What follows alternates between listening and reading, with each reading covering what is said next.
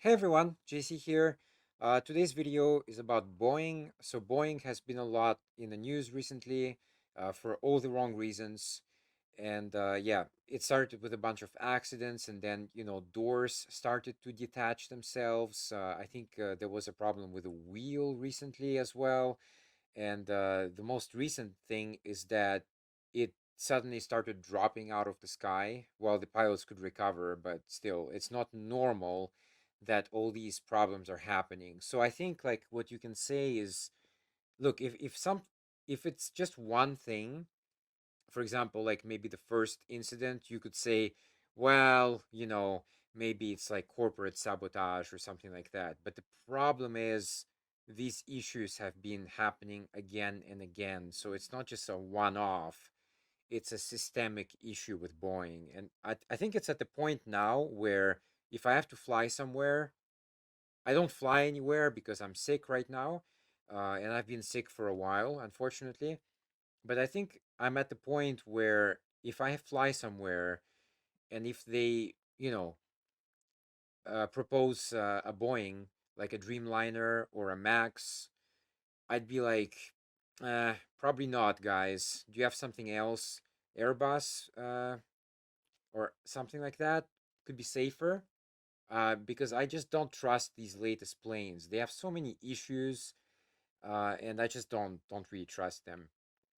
So this article here is just kind of a bit of a background on the information. So you're probably aware of this, but Boeing moved their production line from one location to another.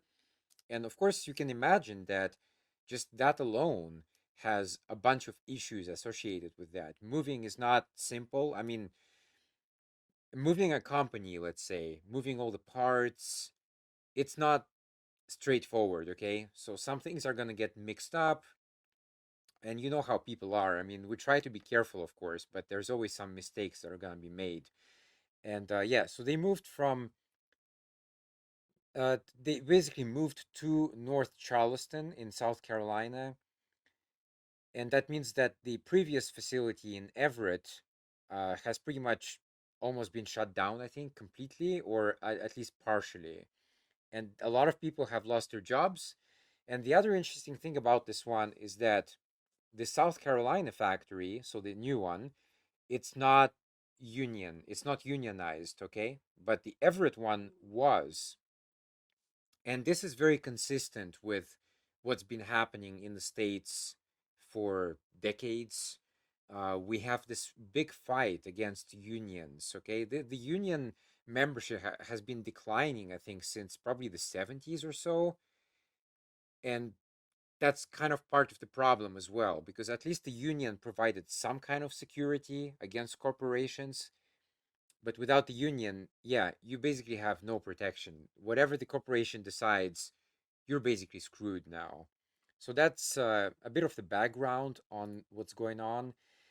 And so what's happening more recently with Boeing is that a lot of planes have issues, technical issues. Some of them are computer issues, and some of them just seem to be like, yeah, kind of problems with the frame itself of the airplane. So mechanical issues, not just technical issues. A bit of timeline here. So in October 2018, you had a MAX 8 crash in Indonesia. That one crashed pretty much just after takeoff. They had a problem with the computer system. It decided suddenly that the airplane was had stalled. And what happens is if the airplane is in an aerodynamic stall, you basically have to put the nose of the airplane down to get speed, okay? But that usually happens at high altitudes sometimes, and in that case, you can indeed point down and gain speed that way, and then you recover from the stall.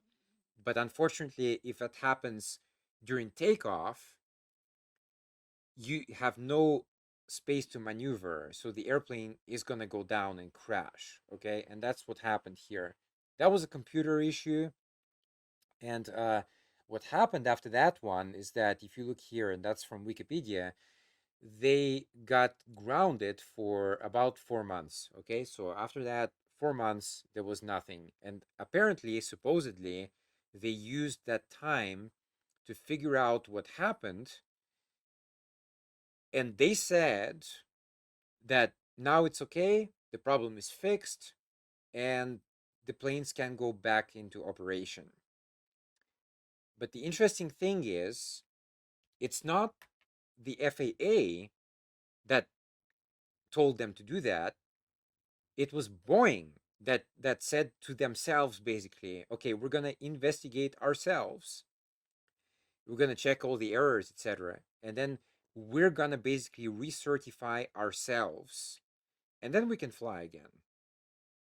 So this is very bizarre, I know, because usually it's the FAA that controls all of that process. But because the airline industry was deregulated, I think in the late 70s, and look, that did result in cheaper airfare, that's true. But at the same time, obviously, it created a bunch of other issues down the line. And I think now is that, like we say, the chickens are coming home to roost. Yeah, so the decisions of 30, 40 years ago, maybe it was okay for a while. And, a lot of people made a lot of money from that. But now, unfortunately, we're seeing the issues surfacing once again. So after that one, there was another, in March 2019, there was another crash in Ethiopia. That one killed all the people on board. And it was kind of the same idea. So it took off. There was a malfunction in the computer system. I'm not sure if it decided it was a stall or not, but anyway, the pilots could not recover and the plane crashed. So that one was actually a much bigger one because, apparently all the issues were fixed, but they weren't. And that resulted in an FAA grounding that lasted for almost 2 years. So that one was actually huge for Boeing. That's really the big one because if you look at their shares, it kind of carried on into, where is it? Oh, here it is. Yeah. So this is the share situation. But the thing is, here, the interesting thing about this graph here is that the crash happened not really because of the accident, but the value dropped because of the pandemic. Really, that's what mostly affected it. Yeah, of course, the customer confidence dropped, and that had some impact, but the main impact came from the pandemic. Just people were not flying anymore in general, and that's why the share dropped. Okay, so I think they can get away with the accidents. Yeah, there's a small drop here and there, but overall, though, they can recover. Apparently, most of the drop just came from the fact that people were not flying, transportation was shackled, and that's why you see the drop. After that one, so they had some other issues with some components parts, which were, they had issues between the various suppliers. You had one, basically, yeah, it was a kind of a parts mismatch. They had the wrong parts, etc., etc. So this is actually a management issue, and I'll get back to that a bit later. uh, they had in August 2023 supplier defect delays deliveries. So again, kind of same problem here, continuation of the same issues.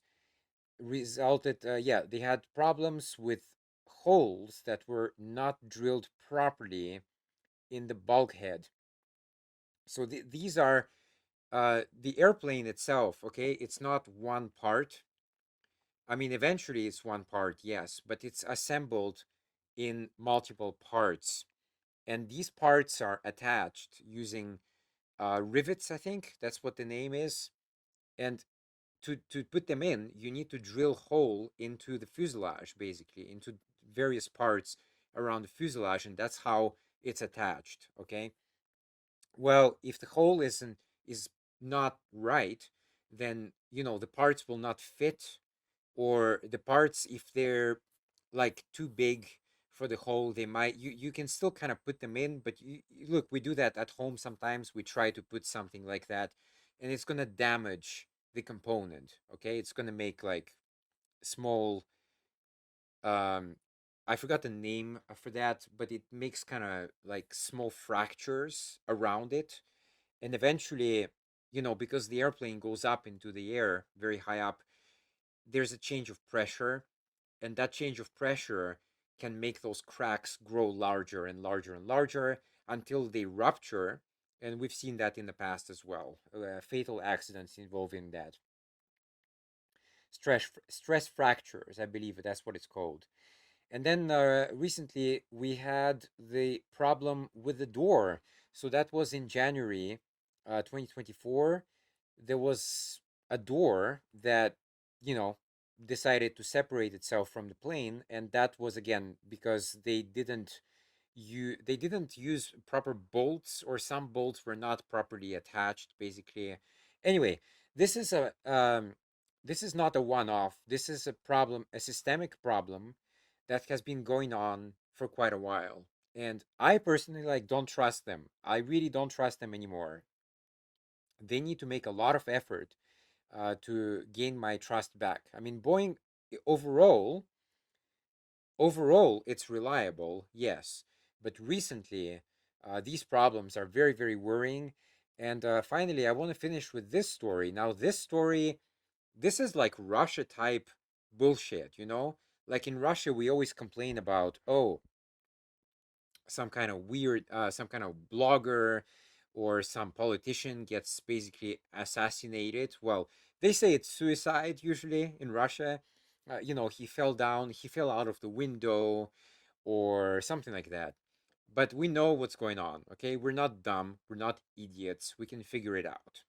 But that happens in Russia, but in the States, it happens as well. We've seen that with the Epstein guy, Epstein or Epstein, I don't know how to pronounce his guy. Anyway, he was in jail. He had a lot of information about uh, various people, like influential people, who were involved in kind of minor sex ring trafficking, or they visited places where there were minors working there at the time, and he had a lot of information about that, and so he was jailed. Of course, we were waiting for a court hearing, court investigation, and that never happened because apparently, well, he committed suicide in his cell. And I think like everybody knows at this point that, look, it's not suicide, okay? Somebody probably gave him something he drank or he ate, and yeah, basically he died as a result of that. It's really, really unlikely that all these people commit suicide, okay? I personally don't believe that whatsoever, especially people like that who have a lot of information. That's why I'm also worried about people like, for example, Edward Snowden or Julian Assange. They have certain information, and then, they might commit suicide, but that's because somebody more powerful than them basically wants to remove them because they're afraid of that information that they might reveal to the public. And so, in order to obfuscate all of that, boom, just, give them some poison, or, I don't know, starve them to death, do something like that. Look, at the end of the day, the public might be outraged for a few days, maybe for a few weeks about it, but eventually people forget. People have a very short memory most of the time, and that's why the news, for example, if you go to CNN, if they have kind of a big breaking story, and it is a big breaking story, whatever it is, but it very quickly just fades out. They phase it out because people are kind of like cats. They chase laser dots. For now, it's interesting, but 10 seconds later, it's not. And we jump to the next, we move the laser pointer away, and then the people chase that. And this is kind of a problem of both the media and the people. I think people always try to avoid responsibility. We just kind of blame everything on the media. Ah, it's the media's fault. It's the media's fault. But actually, it's also the people's fault for falling for it. You know, you have to kind of pay attention more to the issues and not be distracted by the next story, by the next bullshit story. Anyway, this story is actually interesting because there is a Boeing whistleblower. So he was raising concerns about the Boeing situation. Okay. He was going to testify in court. And guess what? Mysteriously, he dies of suicide. So let's look at this story very quickly. So, John Burnett, a former quality manager at Boeing who became a prominent whistleblower, was found dead on Saturday. And by the way, in the US is not friendly to whistleblowers, okay? Especially since Snowden, there were a lot of new rules kind of put in place to combat whistleblowers. Now, look, my opinion on that is this information, whatever it is, the public has a right to know. The public has absolutely a right to know what the government is doing, what the corporations are doing, etc., etc. So, if we talk about Snowden, for example, now a lot of people are very happy about what he did because, okay, the NSA was this kind of, you know, place where they were collecting information. And first, they said, okay, we're going to collect information about people abroad. This will help us to catch terrorists in other countries, etc. Okay, then it expanded to, oh, okay, we're actually going to listen to people at home as well because they might be there might be some kind of terrorist cells within the United States, and we need to identify them. We need to find who they are and catch them if they're planning something. Well, that didn't really work, did it? Because the Boston Marathon bomber, that was already after the NSA was in place, and they didn't catch that one. So okay, and after that, they actually kind of expanded to pretty much everything. We're gonna listen to all the phone calls, and yeah, most of them are nonsense and useless, but we're still gonna kind of listen to them just in case. Maybe we're gonna catch some keywords, and that's how they worked. Okay, so Snowden exposed all of that. He basically had access to some of it, and he's like, okay, this is what the NSA is doing. I think the American public should know about this. And for that, he was vilified by the American public. Not all, but a large part of it. And this is very shocking to me because we're talking about information. You have to know about certain things. So the question is, do you want to know more or less? Well, what kind of fucking question is that? Of course, you want to know more. Only idiots want to know as the least possible, right? Of course, we want to know more and about big corporations, government. They obviously try to hide information all the time, but I think we should have access to that information because if we do, we can make better decisions in the future, whether it's voting or whatever, right? So I think, yeah, there are many rules in place now after the post Snowden era where whistleblowers are simply not encouraged to step forward because the state is clearly against them. Even if they're right, doesn't matter. They will suppress you one way or another. Prominent Boeing whistleblower, it was found dead on Saturday. Well, that was March 12th. This article. Saturday from a self-inflicted gunshot wound, according to local officials. You know what that reminds me of? That reminds me a bit of the episode in Castle of no House of Cards, where the guy in the first season is in the car, right, and then I think they leave the car running in the garage, and eventually, like the guy suffocates. but he's like initially knocked out from, I think he gets initially knocked out from something. Maybe he has a drink or something. I can't remember exactly. I'd have to rewatch it. But basically, yeah, and it looks like a suicide, okay?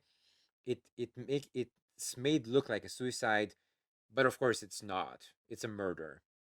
And you can you can fake the fingerprints, etc. Look, you can just shoot the guy, put the gun in his hand, and boom, the guy's fingerprints are on the gun. This is such an old trick, okay?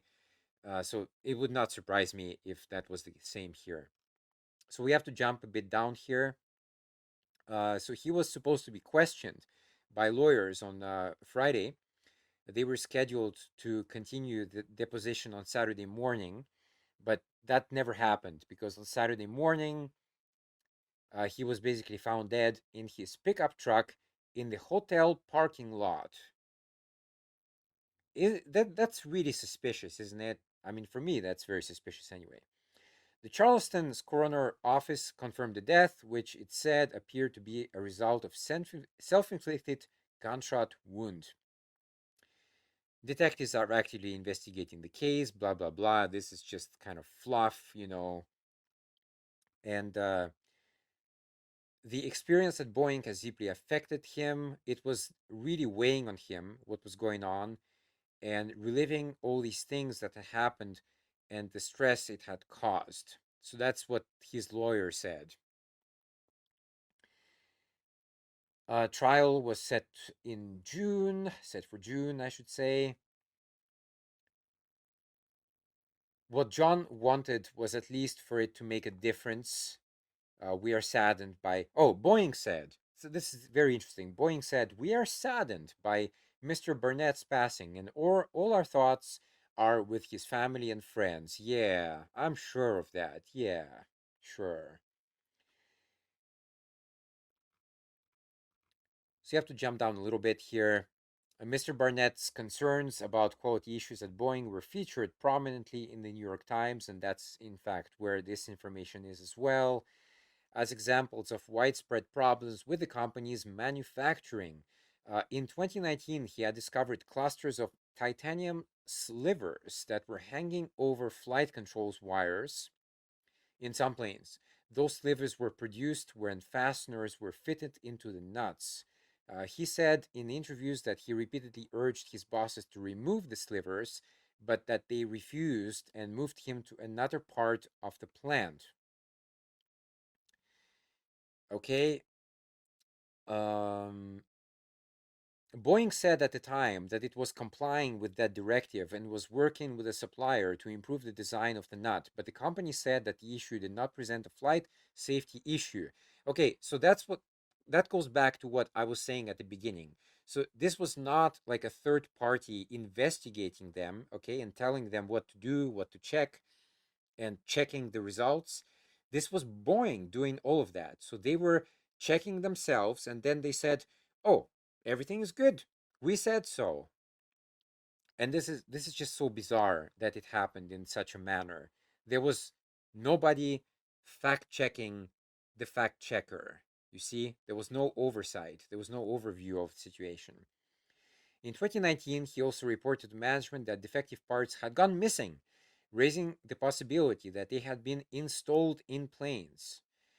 He said his bosses told him to finish the paperwork on the missing parts without figuring out where they had gone. The FAA investigated and found that Boeing had lost some damaged parts. As quality manager at Boeing, you're the last line of defense before defect makes it out to the flying public, he said in the Times in 2019. And I haven't seen a plane out of Charleston yet that I'd put my name on saying it's safe and airworthy. Okay. This year, he had questions about quality issues that re-emerged after the door blew off. That was in January of this year. Over the years, it's just been a steady pecking away at quality. At Boeing, Mr. Barnett said, adding that this is not just a 737 problem, it's a Boeing problem. Boeing needs to get back to basics. They need to get back to airplane building 101. Okay. Mr. Barnett said that he no longer flew on planes because of what he'd seen during his time at Boeing. I'm not going to set foot on an airplane today, he said. It's sad. It breaks my heart. I love Boeing. I love what it used to stand for. Yeah, exactly. And me too. I think it's overall a pretty remarkable company, really. It has achieved a lot of stuff. But the recent problems are just shocking, just absolutely shocking, you know. And another issue with Boeing, actually, that is not often brought up, I think, is that back in the times, okay, like long time ago, Boeing had a lot of it was really kind of focused on the engineering part, you know, like we need to make good airplanes. And I believe at the time, a lot of engineers held a very high position with the company, and maybe even they were on the board. I would not be surprised. So they really were like hands on, you know, we need to make a good product here, and we need to worry about the parts and what goes where, make sure to not make mistakes, etc., etc. Well, that has changed in recent times. In recent times, on the board, it's pretty much businessmen, and these guys are not worried really about the engineering aspect. They're worried about the business aspect. We need to make as much money as possible, blah, blah, blah, blah. And that means cutting corners as well. Okay. And I believe that all the problems, the recent problems they've had in the last 4 or 5 years or so, is actually because as a company, they've decided to cut corners to maximize the profits. A lot of companies do that, but it results in a worse product always. Because when you cut corners, eventually, sooner or later, there's an issue. Okay? And I believe that's exactly what happens here. This is a business problem. Unfortunately, yeah, it has trickled down to the engineering aspect as well. But I believe that's probably because they're trying to cut corners. People have to work longer hours, and there's more stress, and so mistakes are made, you know? So that's a interesting point to make. And final point I'll make is about the shares. So if you go back to the shares, okay, if you look at that graph here, and they also said that they were laying off people during the pandemic because, well, you know, people, the public is not flying, okay, so that means there's less revenue for the company, and that means that they're not justified in employing all these people. A lot of companies did that during the pandemic because the consumption has dropped. People are buying less shit, so the companies are not justified in employing all these like thousands of people who are making products. But this is based on, I should say, on a usual demand and supply chain, supply and demand, yeah, whatever, one of them. If that gets broken, or you know, it gets reduced in some way, then you don't need to employ so many people anymore, so that's why people were laid off. But the interesting point is, though, if you look at all these big companies, like Boeing, etc., etc., even though they laid off a bunch of people during that crisis, I can guarantee you 100%. You can like even check that if you want, go ahead. But I can guarantee you, and I'm sure of that, that the CEOs and the people on the board at the time, they still got their full bonuses and more. Okay? So the workers can fuck off. But we on the CEO and the people on the board, sitting on the board, the shareholders, as we say, trust me, they got their bonuses and more. So this is kind of the disgusting culture of the big corporations. Small corporations, it's a bit, you know, there's less money involved, so maybe it's not like a huge issue. But definitely with the big corporations, Amazon, Boeing, uh, you know, SpaceX, whatever, Tesla. Uh, I, Once you get big enough, those bonuses are just insane, and everybody takes them, even if the workers are in the shit. they're laid off, and they lose their health insurance, and maybe they lose their home. Their corporations don't give a shit about that. Yeah, they really don't care.